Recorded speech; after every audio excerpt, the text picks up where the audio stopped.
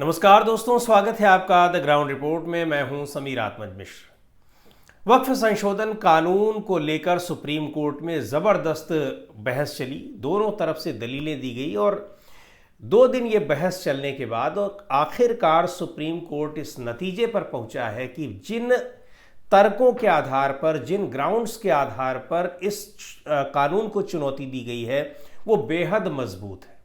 और ये कहा है, समय दिया, सॉलिसिटर जनरल तुषार मेहता के पास पूरा समय था, जो गुरुवार को जो सुनवाई के दौरान उन्हीं को ज़्यादा सुना गया, चूंकि उस जो पेटिशनर्स थे उनके पक्ष को बुधवार को सुप्रीम कोर्ट सुन चुका था। तुषार मेहता ने कहा कि जो आपत्तियां हैं पेटिशनर्स की, इन पर हालांकि चर्चा हो चुकी है, लेकिन हमको कुछ समय दिया जाए। उनको 7 दिन का समय दिया सुप्रीम कोर्ट ने, लेकिन ये 7 दिन का जो समय दिया उसमें ये उनसे रिटर्न में ले लिया है कि जो तमाम पॉइंट्स हैं इसके, जो ज़रूरी पॉइंट हैं, जिनमें एक ये भी है कि वक्फ की संपत्तियों का जो प्रबंधन होगा उसमें गैर मुस्लिम भी आ सकते हैं, ये क्लॉज जो बनाया गया है इसको अभी लागू नहीं करना पड़ेगा।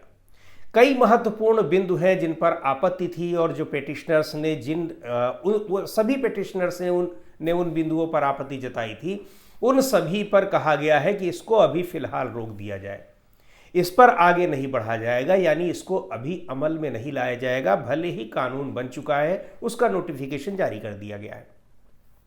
तो सॉलिसिटर जनरल ने कहा, जी बिल्कुल सरकार ऐसा करेगी, हम मान रहे हैं, और ये रिटर्न में उन्होंने सुप्रीम कोर्ट को आश्वासन दिया। सुप्रीम कोर्ट के 3 जजेस की जो बेंच थी, चीफ जस्टिस संजीव खन्ना की अध्यक्षता में, उन्होंने ये बात खुद कही।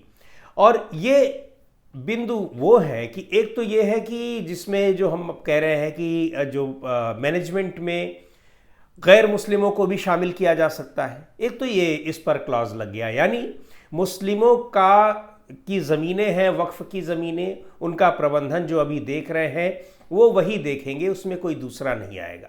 क्यों नहीं आएगा?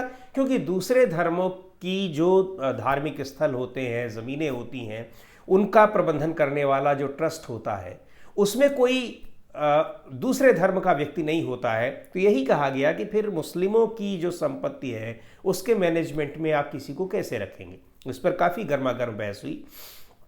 तो एक तो ये बिंदु है। दूसरी बात यह है कि कोई भी वक्फ की ज़मीन डीनोटिफाई नहीं होगी, यानी और जो वक्फ बाय यूज़र है वो एज इट इज़ बना रहेगा। यानी वक्फ बाय यूज़र का मतलब यह है कि वक्फ की वो संपत्तियां जो इस्तेमाल हो रही हैं, धर्मार्थ कार्यों में हो रही हैं, या फिर वो मस्जिद और मदरसों के रूप में इस्तेमाल हो रही हैं बहुत दिनों से, लंबे समय से, लेकिन उसका कोई कागज़ नहीं है, उसका कोई रजिस्ट्रेशन नहीं हुआ है। क्योंकि रजिस्ट्रेशन की प्रथा बहुत पुरानी नहीं है, मुश्किल से 100 साल पुरानी है। उसके पहले की जो वक्फ की हुई संपत्तियाँ हैं, 200 साल पहले, 300 साल पहले, या फिर और पहले की अगर बात की जाए, तो ये बहुत बड़ा तर्क था कि आखिर हम उनका कागज़ कहाँ से लाएंगे। तो सुप्रीम कोर्ट ने कहा बिल्कुल इसको एज इट इज़ अभी रखा जाए, पहले हम सारी बातें सुन लें। आप समय मांग रहे हैं, आपको हमने 1 हफ्ते का समय दे दिया है, आप ये सारी चीज़ें रखिए। और एक सबसे महत्वपूर्ण बिंदु जो था, जिस पर सबसे ज़्यादा आपत्ति थी, कि वक्फ की संपत्ति वक्फ की है या नहीं है, या वो सरकार की है, ये कौन तय करेगा। यह अभी तक ट्रिब्यूनल तय किया करता था या फिर कोर्ट में तय होता था, लेकिन अब यह अधिकार दे दिया गया डिस्ट्रिक्ट कलेक्टर को या उसके समकक्ष किसी अधिकारी को। तो कपिल सिब्बल ने यही दलील दी, सबसे महत्वपूर्ण बात, चूंकि कपिल सिब्बल पेटिशनर्स की ओर से अपीयर हुए थे। कपिल सिब्बल, अभिषेक मनु सिंघवी, राजीव धवन, ये सारे वकील, बड़े वकील हैं जो याचिकाकर्ताओं की ओर से सुप्रीम कोर्ट में अपीयर हुए। इनका कहना था, कपिल सिब्बल का, कि भाई डिस्ट्रिक्ट कलेक्टर सरकार का आदमी है, सरकार उसमें एक पक्ष है, तो वो कैसे न्याय देगा उसमें। वो जाहिर सी बात है कि वो सरकार की तरफ न्याय देगा, नहीं भी देगा तो ये न्याय का जो मूलभूत सिद्धांत है ये तो सीधे सीधे उसी का अतिक्रमण कर रहा है। तो इस बिंदु को भी सुप्रीम कोर्ट ने बहुत गंभीरता से लिया और इस पर भी अभी रोक लगा दी है। तो ये महत्वपूर्ण 3 बिंदु हैं, इसके अलावा भी और कुछ चीज़ें हैं, लेकिन ये 3 बिंदु सबसे महत्वपूर्ण है और जिस पर सबसे ज़्यादा आपत्ति थी उन पर स्टे लगा दिया है, रोक लगा दिया है।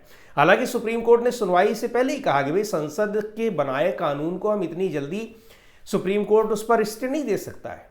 लेकिन हाँ, सुप्रीम कोर्ट कस्टोडियन है संविधान का, और ये देखेगा कि जो सुप्रीम संसद ने कानून बनाए हैं उन कानूनों को बनाने में संसदीय प्रक्रिया का, संवैधानिक प्रावधानों का कितना पालन किया गया है, कहीं उनका उल्लंघन तो नहीं किया गया है, और उल्लंघन अगर हुआ भी है तो किस तरीके का उल्लंघन हुआ है।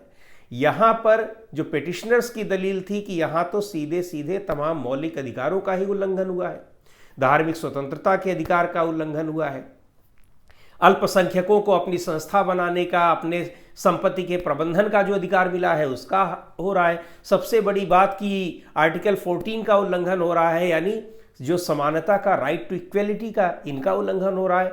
तो बहुत सारे ऐसे प्रावधान हैं जिनका उल्लंघन हो रहा है।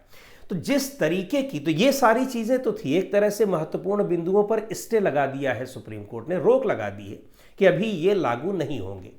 लेकिन जो दलीलें यहाँ दी गई और सुप्रीम कोर्ट की ओर से जो बेंच थी उसने जिस तरह से सॉलिसिटर जनरल को एक तरह से कह लीजिए कि उनको लताड़ लगाई है, उनसे क्वेश्चनिंग की है, सवाल पूछे हैं, उनका जवाब सॉलिसिटर जनरल के पास नहीं था। और सीधी सी बात ये, ऐसा कहा जा रहा है कि या तो उनकी तैयारी नहीं थी, या उनको पता नहीं था, या फिर इतने लूप होल्स हैं इसको बनाने में कि वो खुद कंफ्यूज हो गए कि हम कैसे सरकार को डिफेंड करें, जिस तरीके से ये कानून बनाया गया है। तो ये अब 7 दिन का समय दिया गया है कि जो पिटिशनर्स के सवाल हैं, पिटिशनर्स की जो आपत्तियां हैं, उन पर वो चर्चा करेंगे, सॉलिसिटर जनरल उसकी स्टडी करेंगे और तब फिर उन आपत्तियों का जवाब देंगे और अपने तर्क रखेंगे कि इन आपत्तियों को हम खारिज कर रहे हैं, नहीं कर रहे हैं, सुप्रीम कोर्ट के सामने। और उसके बाद फिर सुप्रीम कोर्ट ने 5 दिन का समय दिया है कि जब आप अपनी दलील दे लेंगे, उनकी आपत्तियों पर आप बात करेंगे, फिर उनको उसकी स्टडी का समय दिया गया। और इस तरीके से अब अगली तारीख रखी गई है 5 मई की। तो अब ये मान के चला जा रहा है कि 5 मई की जो तारीख है, अब सॉलिसिटर जनरल जो कुछ भी पिटिशनर्स का जवाब देते हैं, उनकी आपत्तियों को किस तरीके से वो यहाँ पर डिफेंड करते हैं, वो देखने वाली बात होगी। लेकिन इतना तय है कि सुप्रीम कोर्ट पूरे के पूरे कानून को भले ही न रद्द करे, और ऐसा लग रहा है कि नहीं रद्द करेगा, क्योंकि पीठ का ये कहना भी था कि कानून में बहुत सारी चीज़ें, कुछ चीज़ें ऐसी भी हैं कि अच्छी हैं, और ऐसा नहीं कि सब पर सब आपत्तिजनक है। यानी साफ है कि वो पूरे के पूरे कानून को रद्द करने के पक्ष में नहीं है, लेकिन ये जो महत्वपूर्ण 3-4 बिंदु हैं, इनको वो निरस्त करने के पक्ष में दिखाई पड़ रहा है।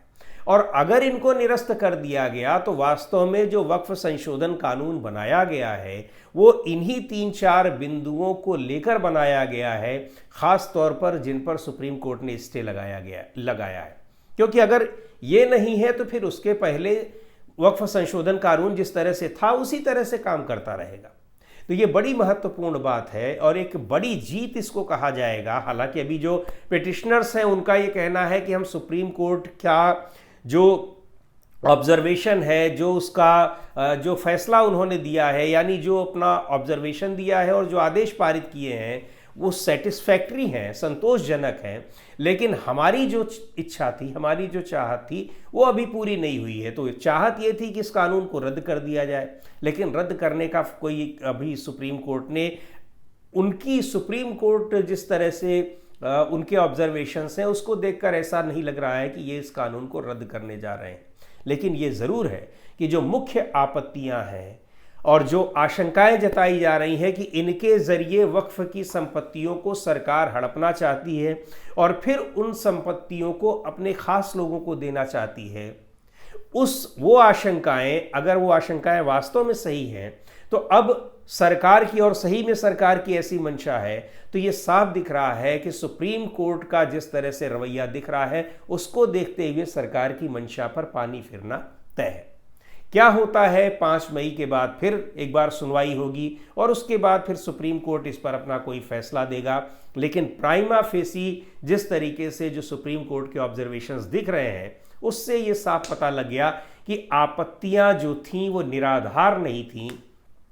कानून बनने से पहले से लेकर कानून के बाद जिस तरह से लगातार याचिकाएं दायर की गई सुप्रीम कोर्ट में, 70 के करीब याचिकाएं दायर की गईं, तो इसका मतलब इन याचिकाओं को दायर करने के पीछे मजबूत आधार थे और सुप्रीम कोर्ट के बड़े बड़े वकील ये लगातार कह रहे थे कि ये सुप्रीम कोर्ट में टिकने वाला नहीं है, क्योंकि जो दलीलें हैं, जो जिस तरह से मौलिक अधिकारों के हनन किया गया है इस कानून को बनाने में, संसदीय प्रक्रिया का उल्लंघन किया गया है, उसके आगे या जब सुप्रीम कोर्ट इसकी न्यायिक समीक्षा करेगा तो फिर ये कानून टिकने वाला नहीं है। और 2 दिन की सुनवाई में सुप्रीम कोर्ट के ये साफ दिखाई भी पड़ गया कि किस तरीके से संवैधानिक प्रक्रियाओं का उल्लंघन किया गया है और संसदीय प्रक्रियाओं का भी उल्लंघन किया गया है, यानी बिल को बनाने में प्रक्रिया का पालन नहीं किया गया है।